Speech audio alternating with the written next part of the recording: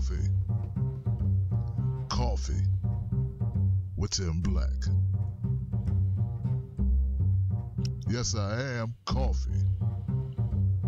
Coffee with Tim Black.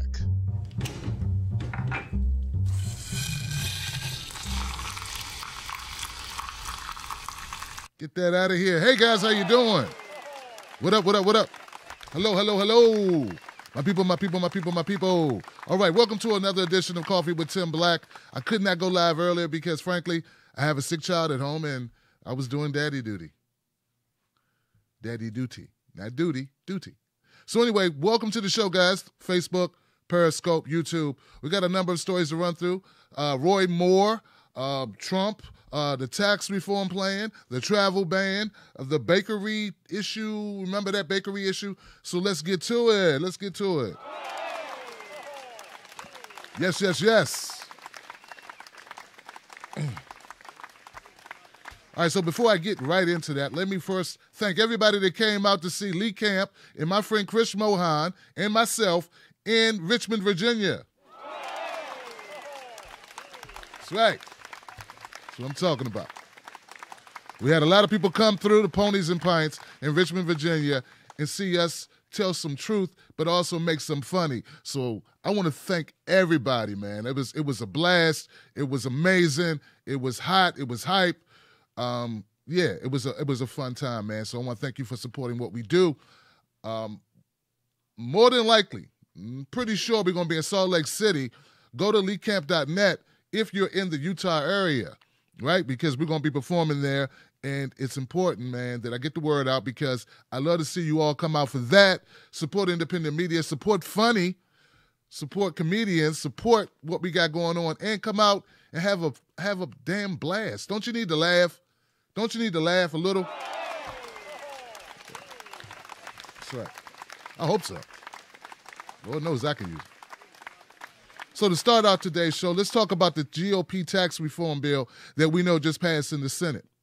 Now, the bill passed the House, a bill passed the House in tax reform, okay? That bill is slightly different from the bill that was passed in the Senate. They're not the same thing. In fact, they got various differences that will impact us, meaning Americans, taxpayers, corporations, things of this nature. And now it needs to go to another level before it hits the president's desk so that we can find out exactly what's in it. But here's what we have so far, all right? Now that the Senate and the House of Representatives have their own tax reform bills, it's up to congressional Republican leaders to bridge the gap between the two proposals. Although similar to negotiations between the chambers killed off the GOP attempt to kill Obamacare, the prospects look much rosier for tax reform. That's because the two bills actually aren't that different from one another, and the Republicans really have to hammer out the finer points of the legislation. Mark Mazur, director of the Brookings Institute on Policy, Tax Policy Center, says this: it should be quite possible to get an agreement. Wow. Now, it doesn't mean there aren't major issues going through the details that they have to handle out, but the policy impact of these negotiations are quite significant. Affected provisions include changes to health care, education funding, and corporate tax rates that would sway billions of dollars in revenue for a tax bill that the Congressional Joint Committee on Taxation says will ultimately cost over $1 trillion. So, Tim Black, what really is in this tax bill? What will be impacted by this tax reform if it goes through, if it's unchanged on Trump's desk, if he just signs it and says, let's have at it? Healthcare cost.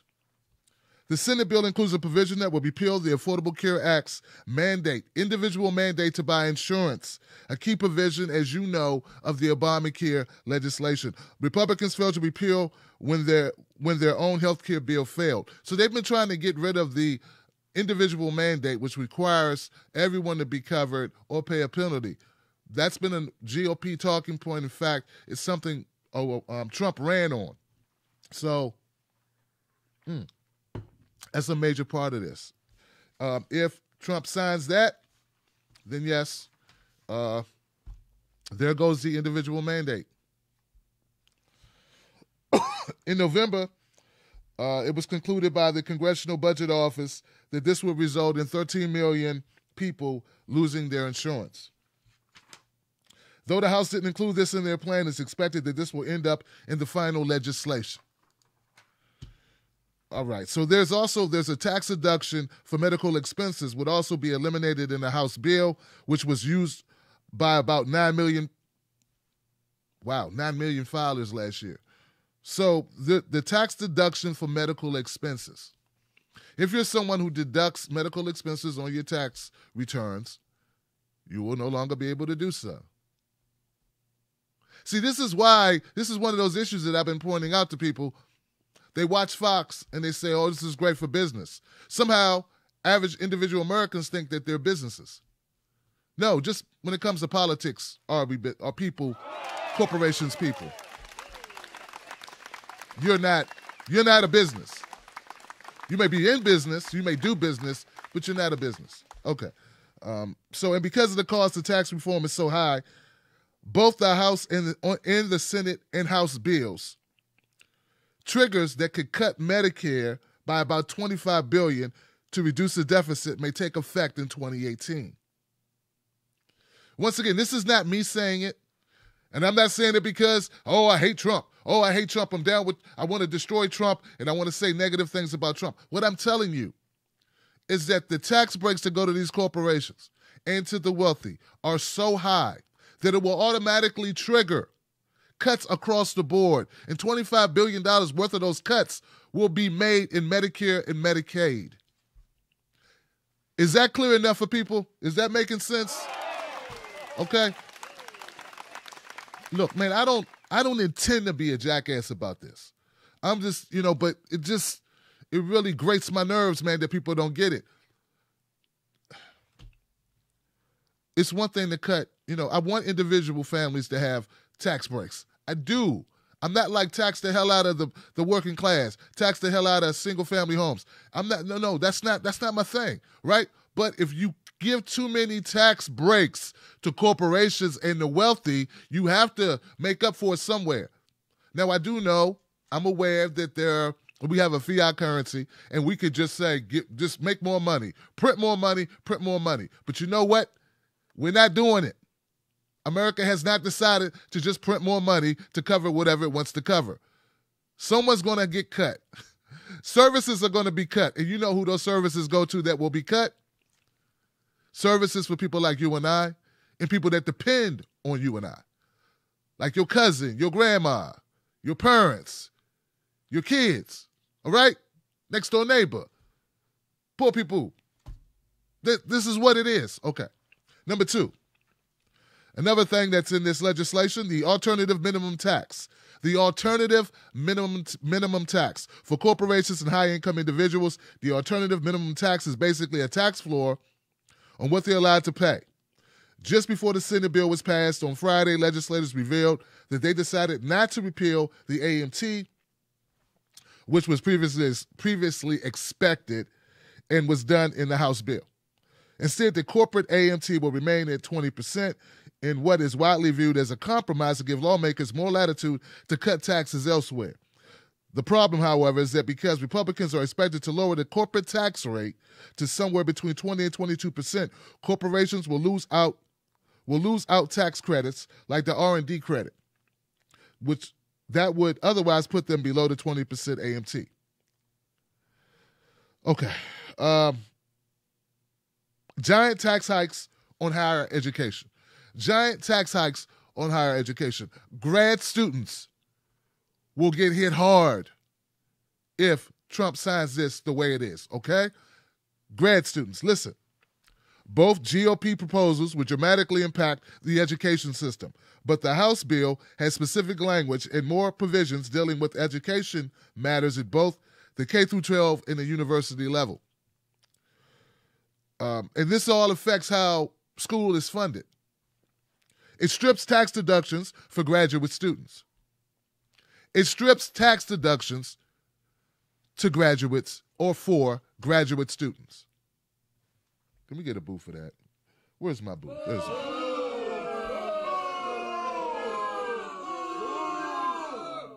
Okay, so now the tuition and tax value of tuition discounts afforded to the family of higher education employees. These might not make it into a final compromise bill. At least I hope it doesn't make it into the final compromise bill.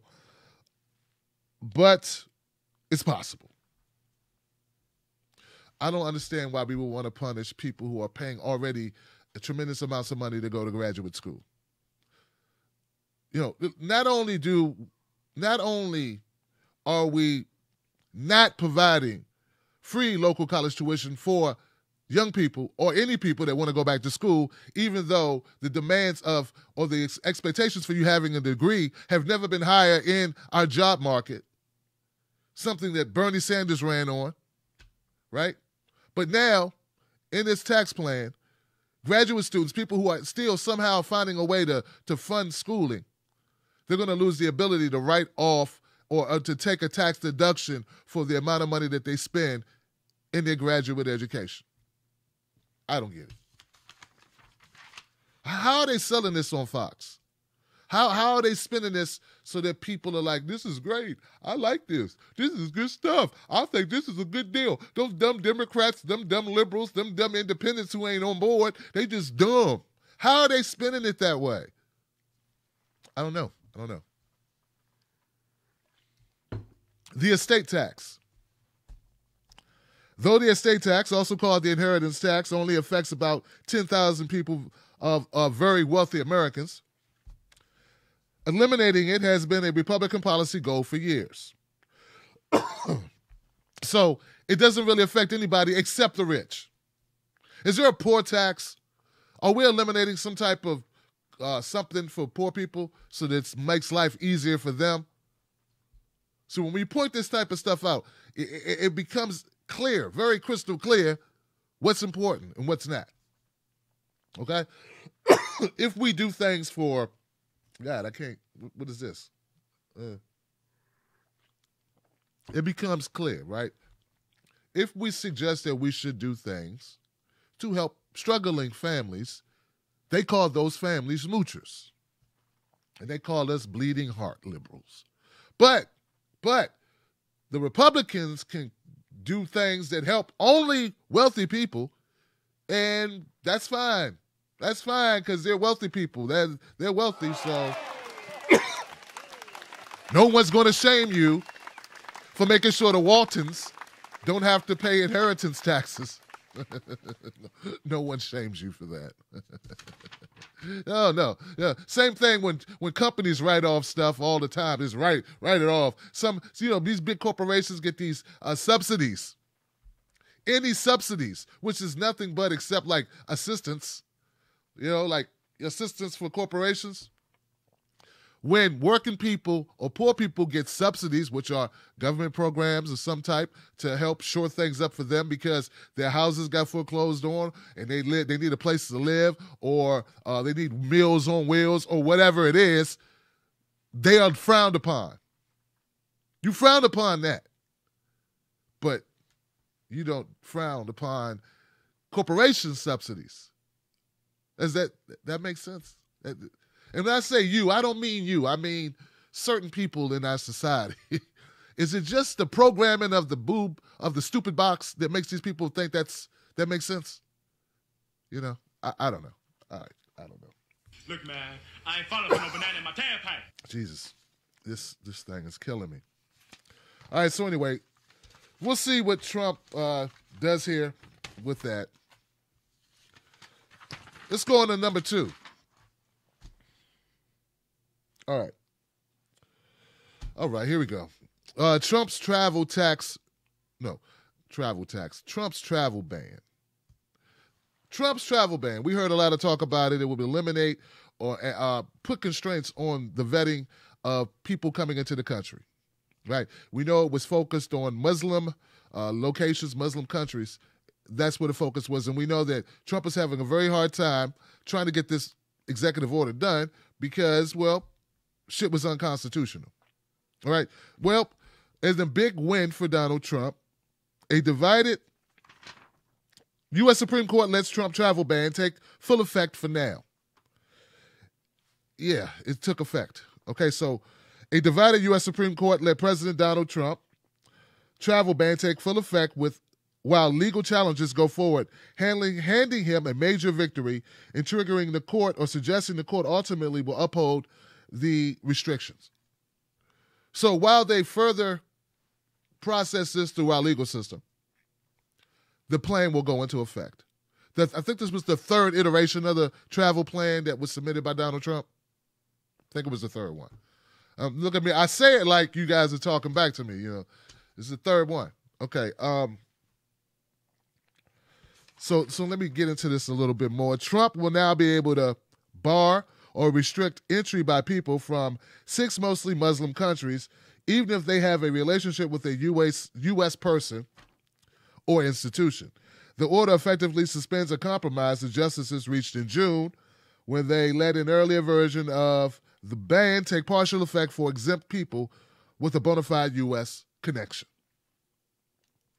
Justice Ruth Bader Ginsburg and Sonia Sotomayor dissented from the new order.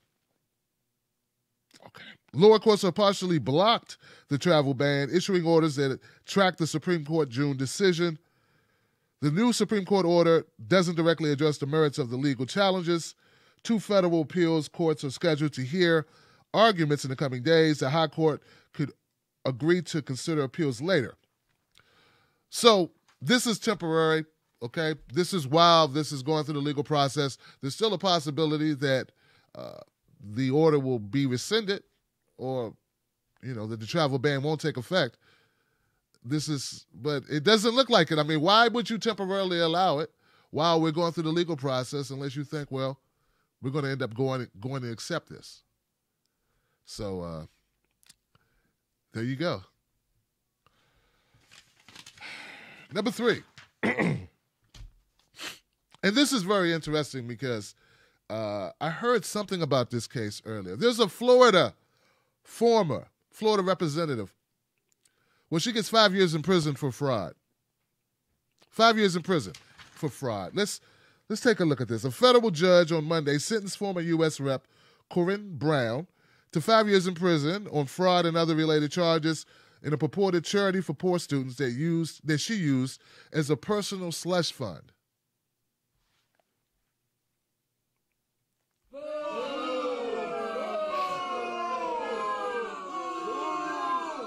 Wow.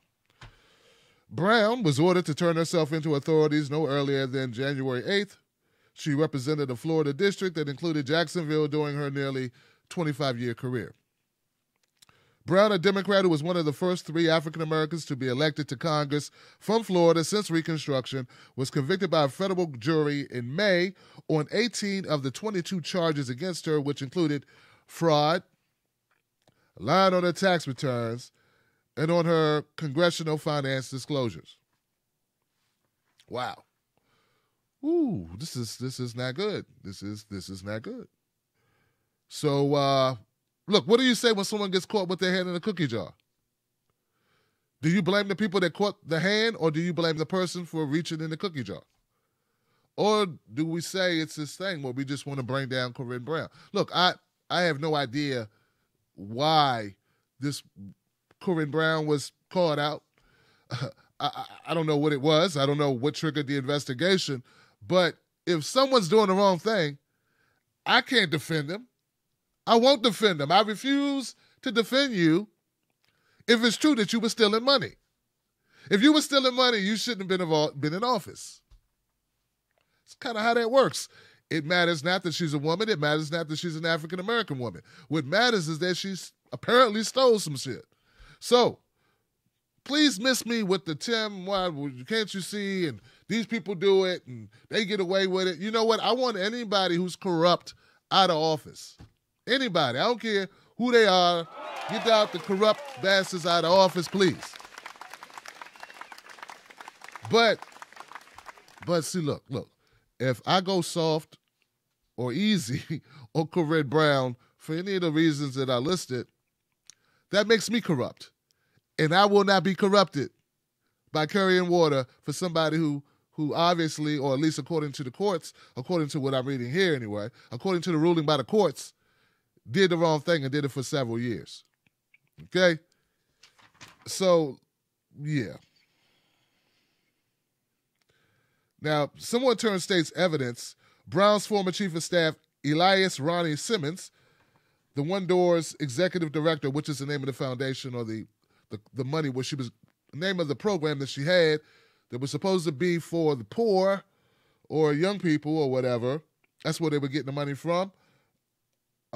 Accepted plea deals, and the director. So both Elias Ronnie Simmons and the One Door's executive director, Carla Wiley, accepted plea deals and testified against Brown. They were also sentenced Monday. Simmons was sentenced to 4 years in prison, followed by 3 years of probation, and Wiley received a 1-year sentence, followed by 3 years of probation. They, too, were ordered to turn themselves in no earlier than January 8th. Wow. Now, the federal prosecutors argued and proved, according to the ruling, that the three used One Door to bring in more than $800,000 between 2012 and 2016, including a high-profile golf tournament at TPC Sawgrass. The Virginia-based One Door only gave out one scholarship for $1,200 to an unidentified person. Jesus Mugabe. Lord. Woo! Woo, that's a lot of fraud. You raised $800,000 and you only gave out $1,200. You get, man. Look, man, I ain't falling for no banana in my tailpipe. Some people need the book thrown at them 3, 4, 5 times. Just keep throwing books. Go get the bookshelf. Throw the bookshelf on them too. There is no defense for this. This is horrific, man. All right, Jesus, get out of town. All right. So we heard Trump talking about Time Magazine and how he was supposed to be chosen as a person of the year or whatever. Well, you know what? They've come up with a list of possibles for this coveted position as Time Person of the Year. Time unveiled its short list for 2017's Person of the Year Monday on NBC's Today Show. Among those named is President Donald Trump, who was awarded with the title last year. Time is a featured Person of the Year every year since 1927, so it is a tradition. They make a selection each year of a person who has most influenced in the world, for good or ill. So you can be bad. It's not just positive, okay? And you'll realize that once I give you the names of some of these people. The list includes Jeff Bezos, owner of Amazon and also the Washington Post, okay? The Dreamers. Dreamers fill the halls. Dreamers include almost 800,000 undocumented immigrants who arrived in the U.S. as young children. Patty Jenkins, writer-director Patty Jenkins, made history with her movie Wonder Woman.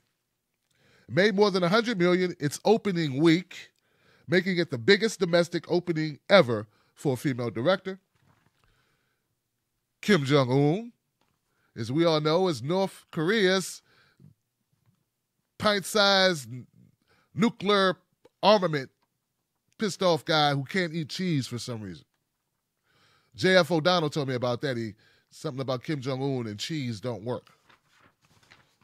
Colin Kaepernick, as we all know, the former 49ers quarterback, who has been blackballed by the NFL for standing up against police brutality in our criminal justice system, and who Donald Trump called a son of a bee, even though he's not on the field. The Me Too movement. Victims of sexual harassment, sexual assault, and sexual abuse, and their supporters protest Me Too. The Me Too movement. It started last year after a recording was released of Donald Trump joking about sexual assault during a taping of Access Hollywood. Robert Mueller. Robert Mueller was appointed in May as a special counsel in the investigation of Russia meddling in the 2016 elections. Crown Prince Mohammed bin Salman of Saudi Arabia. He's the 32-year-old crown prince who was elevated by his father, King Salman. He is known for cracking down on businesses and members of the royal family accused of corruption. Donald Trump. We know who he is. Xi Jinping, president of China. President of China and the country's most powerful leader in decades. He came to office in 2012, was elected for a second 5-year term this year, and he was written into the Communist Party's constitution, making him China's most powerful leader since Mao Zedong.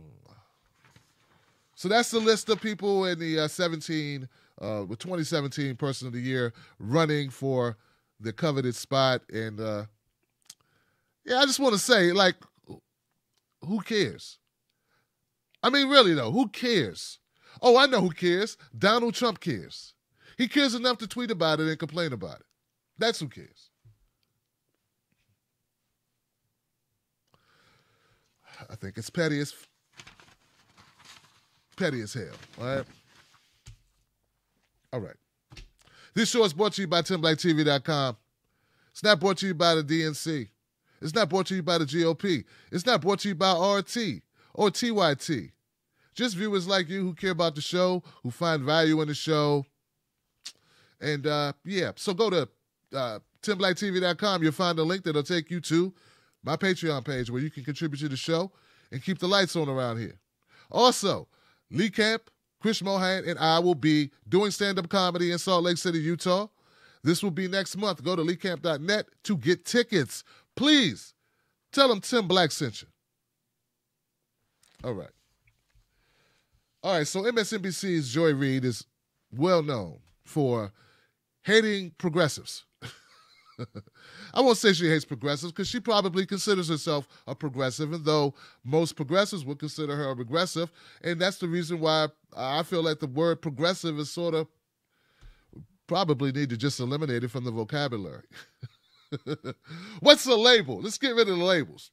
But Joy Reid has had a knack for going after anybody who disagrees with the establishment. Neoliberalism of, interventionist wars, government deregulation, open borders, globalism, these things, fracking, like all these things that we don't agree with. Anyone who disagrees with that, or candidates who tout that, if we disagree with them, well, Joy Reid comes for us. A funny thing happened on the way to Joy Reid's Twitter last week. She made some comments about Jane Sanders and Bernie Sanders that didn't go over well. And as a result of that, some people took a look at Joy Reid. A really good look, a real close look. And they found some stuff that, frankly, was horrible, okay? And it was comments, let me just go into, it was comments about Christie. You remember this guy, he was running for governor in Florida, right? He lost. There was rumors that he was a gay man. And Joy Reid made a lot of comments on her personal The Droid Report website, blog, and they were very bigoted. like they were horrible. They were like very, very, negative towards Christie for being possibly gay. And she made some. So anyway, Joy Reid's comments got a lot of amplification across the internet. People started talking about them. I have not weighed in on those, but I did weigh in on her slamming of Bernie Sanders, calling him a misogynist, and Jane Sanders basically a battered wife, without real evidence to that effect. But this pushback and the resurgence of her blog posts have really put Joy Reid in hot water. In fact, there are people calling for Joy Reid to be terminated from MSNBC, and there are people calling for boycotts of any advertisers or any companies that advertise with the Joy Reid show or the AM Joy show. So that's what's going on with that. Now, in response to all of that context I just gave you, background, MSNBC host Joy Reid, sorry for tone-deaf LGBTQ post. All right. MSNBC host Joy Reid apologized over the weekend for writing blog posts that were slammed as anti-gay. No, the posts weren't slammed as anti-gay. Well, yeah, they were slammed as anti-gay, because they were anti-gay. Come on, man. They were anti-gay posts. Mediaite revealed the post in a story on Saturday. So what did Reid say? Reid's comments, which were posted nearly a decade ago on her blog, the Reid Report, repeatedly mocked then Florida governor. He was the governor. I'm sorry, Governor Charlie Crist, as a closeted gay man whom she nicknamed Miss Charlie. Reid claimed that Crist, a conservative Republican, was married to a woman so he could be Senator John McCain's running mate in 2008. Crist is a now Florida congressman. Crist is now a Florida congressman and has said he is heterosexual. I can just see poor Charlie on the honeymoon, ogling the male waiters. This is hard. Let me try to read this again. This is horrible stuff. This is Joy Reid's, one of her blog posts, okay? It says, I can just see poor Charlie on the honeymoon, ogling the male waiters and thinking to himself, good, or God, do I actually have to see her naked? Damn. In this statement at AM Joy, host said she had been trying to call out potential hypocrisy by Crist, who opposed same-sex marriage. Nonetheless, as someone who was not a member of the LGBT community, I regret the way I addressed the complex issue of the closet and speculation on a person's sexual orientation with a mocking tone and sarcasm.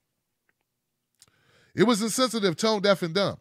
There was no excusing it, not based on the taste skewing mores of talk radio or the then blogosphere, and not based on my intentions. Reid also deeply apologized to Crist, who was the target of my thoughtlessness. My critique of anti-LGBTQ positions he once held but has since abandoned was legitimate in my view. My means of criticizing him were not. Crist accepted apology on Twitter. The posts were unearthed by a Twitter user by the name of Jamie_Maz.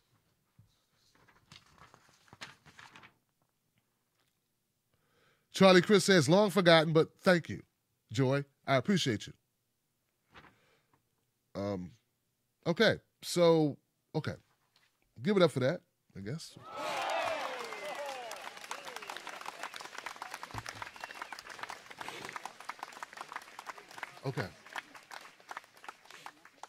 Okay, so what can we take away from that conversation? If the person whom she was bashing, and she was bashing him, if that person says, I forgive you, it's forgotten, thank you for publicly apologizing, that takes some of the weight out of that, right? Like, because he should be the most offended. So what I don't want to do, though I want to challenge Joy Reid on a lot of shit, frankly. I mean, this mofo goes after people like me daily. Daily she does. Okay? She says things I totally disagree with. That's an understatement. She says things that really piss me off, frankly, guys. Like, really, that's not true. Why are you saying that? She rolled over. She ran over the left that was left of her, then backed up and ran over us again and again, did donuts on top of us on so many occasions. It would be easy for me to be like, you know what? Get her out of there. Use everything. Go throw it at her. But that would be just being vindictive. That's all that would be. It would be wrong of me to do that. Now, I don't know what you're going to do, but I will not be using this issue of these statements she made a decade ago. Even though I consider her an adversary in a lot of ways, I will not use that she apologized for, that Christie has forgiven her for, to try to destroy her life or her career. I understand that may be unpopular, but I'm not here for a popularity contest. I got to be here for what I really feel and how I really roll. So that's the way I look at it. That's how I really feel. And that's what I think about that. And feel free to feel the way you feel about it. But I got to do me. Now, I will. I'll make another video about Joy Reid in a heartbeat if she starts talking crazy about any issue, or she starts throwing us under the bus or calling us the alt-left again, like we're the equivalent of the alt-right, which I thought was hellish, so wrong to do, disingenuous to do. I wish she would apologize for that, but I guess she won't. But I got to be true to who I am, so. Next story. Now, this story, there's this kid in Ontario, California, who threw a cat. He threw a cat on Snapchat. He posted a story of him throwing a kitten, a tiny kitten, into the street. Some of you may have saw it. The video, it went viral. There was some people who put that video on Facebook, on Twitter, on YouTube, and of course, Snapchat, where it originated. Probably on Instagram, too. It's like all over every social media platform there is. He did it probably not because he hates animals. He did it probably because he wants to be known. He wants to get notoriety. He wants to go viral. Now, we now know that this person, this child, this teenager, is 16 years old. They've identified him, but they're keeping the name because he's underage, so they don't want to publicize the name. And now the police are looking for him because I guess they want to punish him for what he did. Now, the cat's alive. The kitten's alive. It's a stray kitten that's known in the neighborhood with a broken leg now from the throw and the landing. Not from the throw, from the landing. And I think it's horrible what he did. I think it's horrible that, somebody would hurt an animal, a defenseless little kitten, or, a kitten in this case, just to get more popular on social media. And I made a post on Facebook about it, and I said how, this is what social media is doing. This is what people are doing on social media in order to get notoriety. To get clicks, maybe licks too. Clicks, likes, shares, whatever. Lows. Look, this is sort of like, now that I think about it, to me it seems like it's more of an indictment about what's important to us as not just as teenagers, but as internet people, right? So kids are watching what we do, and they see we're willing to go at each other for the pettiest of reasons, just to get more clicks, more likes, more views. So it bleeds over into kids. Kids do the same thing. I mean, would a teenager do this if they knew it was totally socially unacceptable, that this is something, that is so, you're going to be hated, you're not going to be amplified, you're going to be shunned, you're going to pay for it. There's going to be a lot of repercussions for it. I don't know. Or maybe he did that knowing that. I don't know what was in his mind. He's 16, he did this thing. I made a suggestion that he should have to go clean up dog mess or cat poop at a shelter for a year, like as a penance for what he did, so that he can understand that this is not how you treat animals. But I also think we need to do a better job of like setting examples. Social media is great, but it's also horrible. I think we all know that, right? So, yeah. You got to think what you want to think about it. Some people said somebody should break his legs, like he broke the cat leg. And I want to agree with you because I don't like cats getting their legs broke, but I can't make those types of statements about 16-year-old kid who did something stupid. Even if I kind of feel that way, but no, I don't feel that way. I feel like he should be taught. We don't want to teach people to be violent, to dissuade. We don't want to violently punish people to teach them not to be violent. It's kind of not what you want to do, right? So no, I don't agree with that. But yeah, I do agree that there's got to be some type of punishment for it. So yeah, it's tough. Where's my list, man? All right, I got a new thing that I'm doing now when I do these shows. when I do the Coffee with Tim Black show, is one-liners. And these are just quick things to bring you back or bring you up to speed on certain topics. One, Donald Trump endorses Roy Moore. That's right, Donald Trump endorsed Roy Moore by phone today. Roy Moore tweeted it out on Twitter, and so did his wife. Donald Trump says that he's with Roy Moore. He supports Roy Moore. Now, we know that Donald Trump has shied away from giving any type of public endorsement to Roy Moore, during all of these sexual allegations.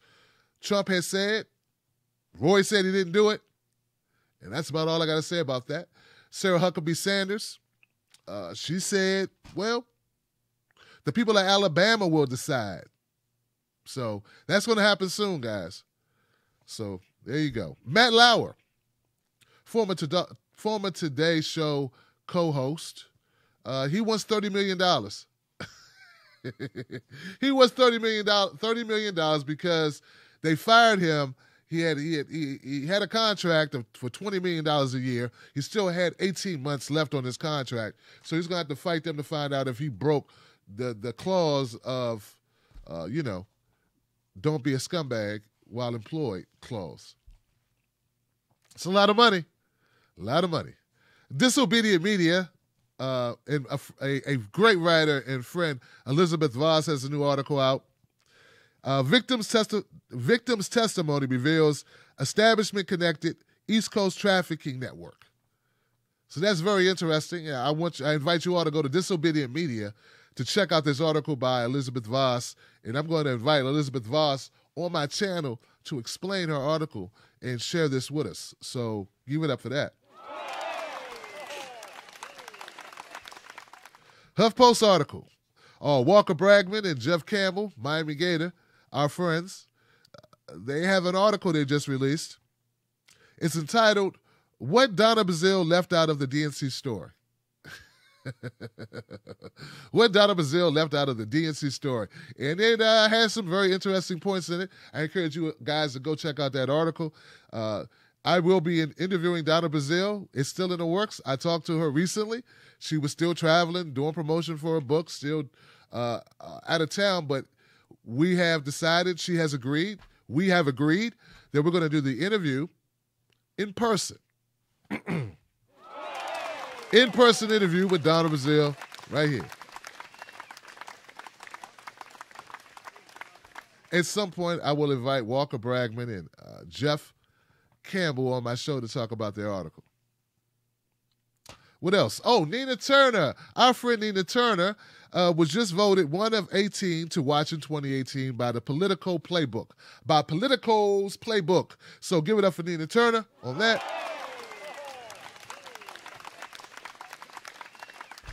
You remember that case about the baker who didn't want to make a cake that said a marriage cake for a gay couple, a same-sex marriage couple?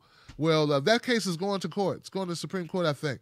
And it's going to be a very interesting case to watch because it's going to set the tone or set precedent for if you're allowed to discriminate based on religious freedom. So that's still going on. So the actual verdict won't be due till like June 2018, of course. But, it's still going on. So, yeah. And last but not least, Utah. Donald Trump restores states' rights to reduce size of monuments in Utah. This way, Utah can decide what it will do with land. Now, when I first heard this, I thought, oh, great. Utahns, I don't even know what you call people from Utah. Utah people. Clinton and Obama specified certain land to be like land that was sort of like federal land, or I don't know, like the state couldn't control the land. So if the state wanted to do something with land near these monuments, they couldn't do it. So say they wanted to build on it, or say they wanted to make it something else. I don't know. They wanted to put a theme park or a water slide or a town. I don't know what they want to do with the land, but anything they wanted to do, they couldn't do because it's a monument land, federal monument. So Trump came in and he says, no, you can keep your monument land. We're going to make it a lot smaller. So the rest of it, the state can do what it wants to do with that land. So And I first heard it, I thought, okay, this is, remember, I'm not in this for party, I'm in this for truth. And I just try to go with my gut on what I think is right, or it's same as you. Like, you hear the facts, you make up your mind about what you think about it.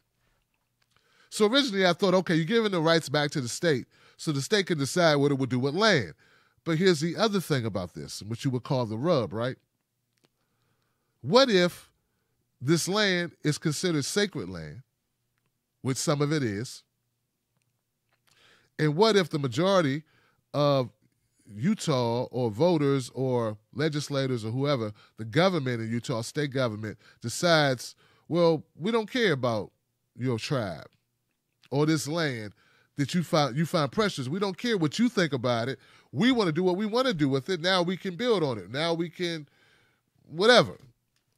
I think there is an issue here where the historically, indigenous people have been taken advantage of when it comes to their land. And if we have land that they're still living on or nearby that is sacred to them, then I can't be for this. I can't support this. I know, obviously, Trump is thinking from a corporatist standpoint, like, well, build on that shit. Like, do whatever you want to do. Yeah, it should be given back to the state. State can do something with it to make more revenue.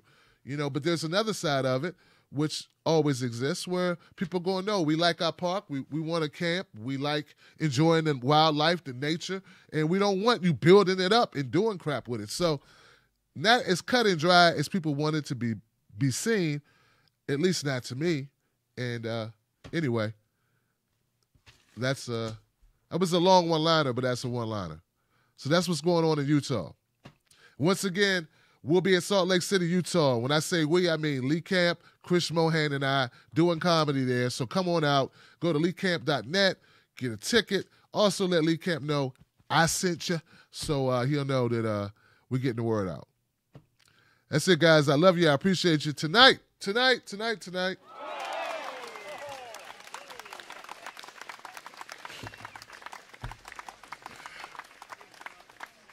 my guest will be Sam Ronan. Give it up for Sam Ronan. Oh. Sam Ronan will be back on my channel to join me in another edition of No Sellouts. So come check it out. Sam is running for Congress. And if you don't know Sam Ronan, he ran for the DNC chair. He gave a very inspiring representation and testimony during his run for the DNC chair. And Sam Ronan is a great guy, and I'm glad to have him back on the channel tonight. So see us at 9 p.m. Eastern Standard Time. That's pretty soon, where Sam will be on the show to talk about some very interesting decisions that he's made in regards to his run for Congress that I think you might be interested in. Yeah. I think that's all I got. Oh, there are going to be changes to my Facebook live streams.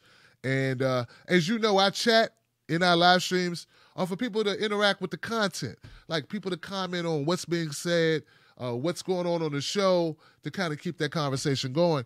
What I don't like and what I can't have is people coming in and dominating our chats. Chats are for people who watch the show, who enjoy the show, who want to talk about the show in a community setting with other people who want to talk about the show. Not for someone to come in and make 20 to 30 comments, all negative, not even listening to what the show is about. So, yeah, we got moderators in place. Moderators, kick those people out. When this happened, we had an incident where this happened. We didn't kick them out.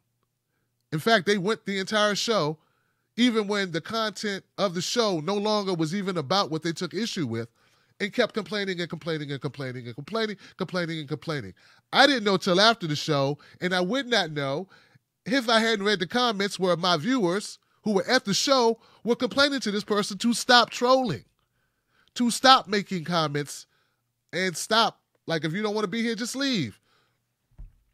It's disheartening that it's really easy to paint Tim Black any way people want to paint him.